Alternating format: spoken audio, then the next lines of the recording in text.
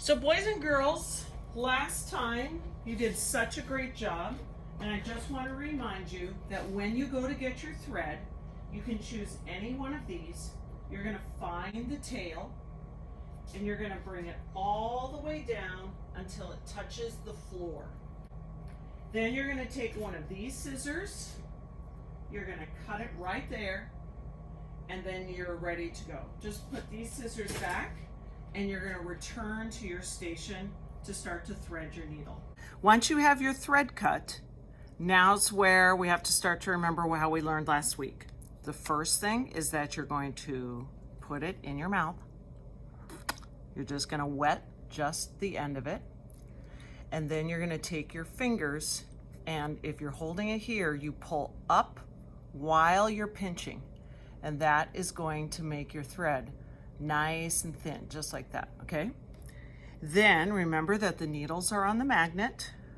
You're going to take it and you're going to line this up. And remember, like we did last week, you want to pull it nice and short, just like this. Make sure it's really, really short and like a little dagger or an arrow ready to go. You're going to line up your thread with the eye of the needle, and you're going to push it through. And if you get it, remember, don't celebrate and pull it out. You're going to grab the other side. Now, you can't see it fully here, but remember, we have this very long string, and you have this right here. Remember, you're going to hold it up here, and you're going to pull, pull, pull, pull, pull, pull, pull, pull, until both ends are even. Now that you have those two ends together, you're going to make a loop, hold on to it, and then somehow that tail has to come up and underneath to go through that loop, and then you will pull it through. Remember, you can ask a friend to help you pull it through if you need that.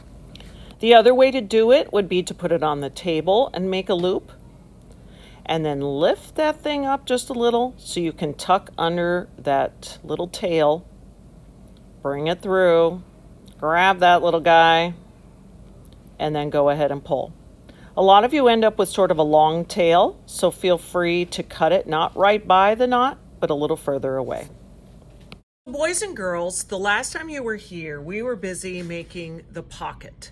And as you recall, I gave you the felt for your pocket, and a lot of you wanted a different color and things like that. But lo and behold, even though you you weren't able to choose your own color, when I look at what people did, they're phenomenal. So let me just show you a few examples. Here, a person cut out their letter.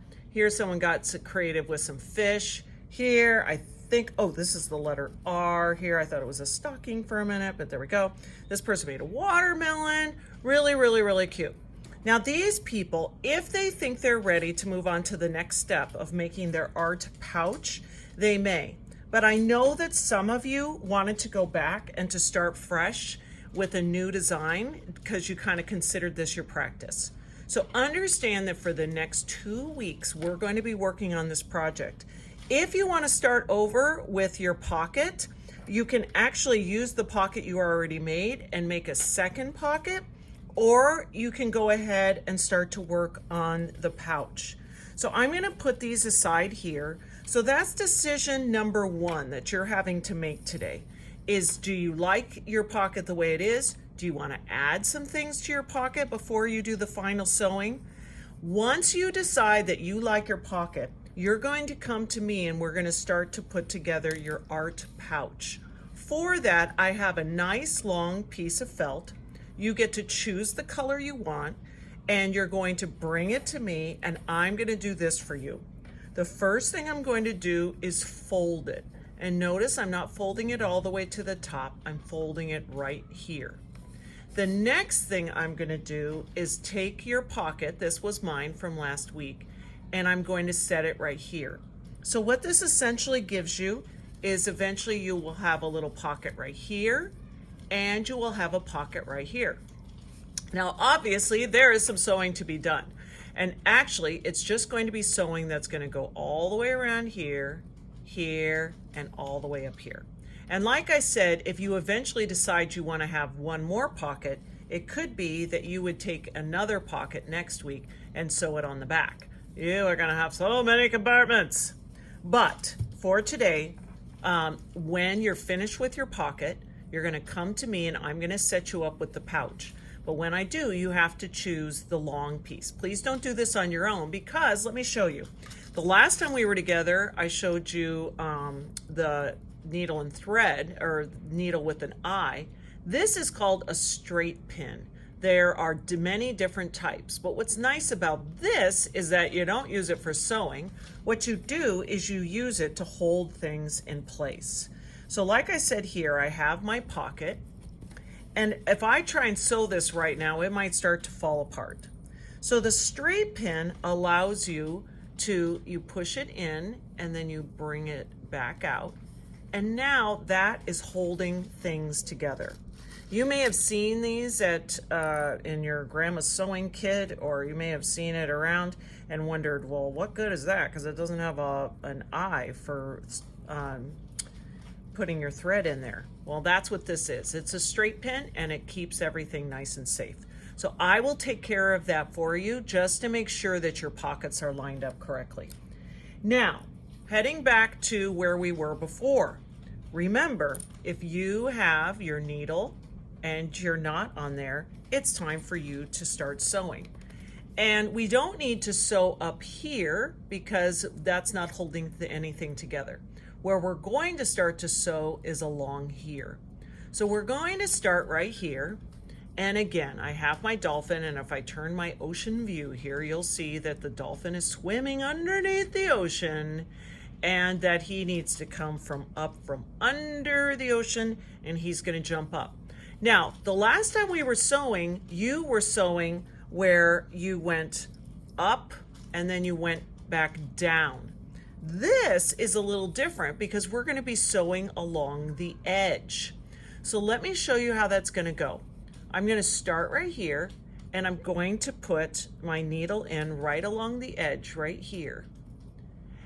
And I'm going to pull, pull, pull, pull, pull, pull, pull, pull, pull, until I hit the knot. Once I've done that, instead of going back down, I'm actually going to tell my dolphin to go back and jump from the bottom of the ocean up to the top again. So my dolphin's going to come back here and pull, pull, pull, pull, pull, pull, pull, pull, pull, pull, pull, pull. And now, don't worry, this is just my tail on there, and I think I'm actually going to trim it. But I now have that on here. Do you see that? So now I'm going to continue doing that. Your dolphin is going to go back under. The trainer says, dolphin, jump again. He jumps from the bottom. We pull, pull, pull, pull, pull until there's nothing left to pull anymore. And then we say, again, dolphin, go jump from underneath. He comes here and we go pull, pull, pull, pull, pull, pull, pull. And you're going to keep going. A lot of kids like to hold it here. You're going to go underneath and pull, pull, pull, pull. So the last time we were together, when your dolphin went around the world, we all started freaking out. But on this one, because you're sewing along the edge, you're just going to keep going around and around. Now you'll notice that my pocket is cut just a little bit wider here. So when I come around back, I need to make sure that I catch that part right there. I'm going to go around and I'm going to pull, pull, pull. You're going to keep going, which I will do here.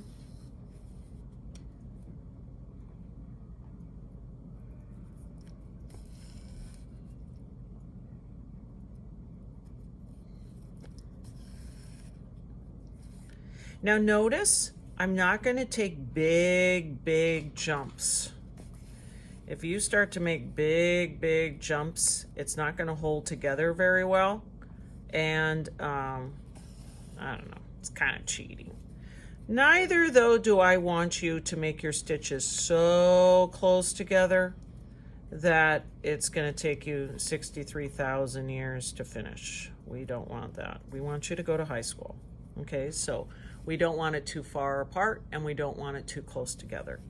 I'm going to continue sewing here and I'll show you what I'm going to do when I get to the corner.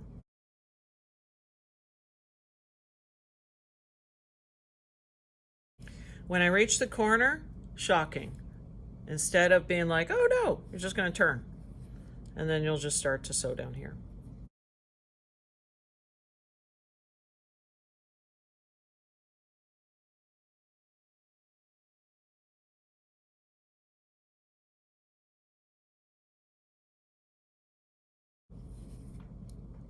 Now, when your thread starts to get shorter, that is when you start to go, oh no, I don't think I'm going to finish with this much thread.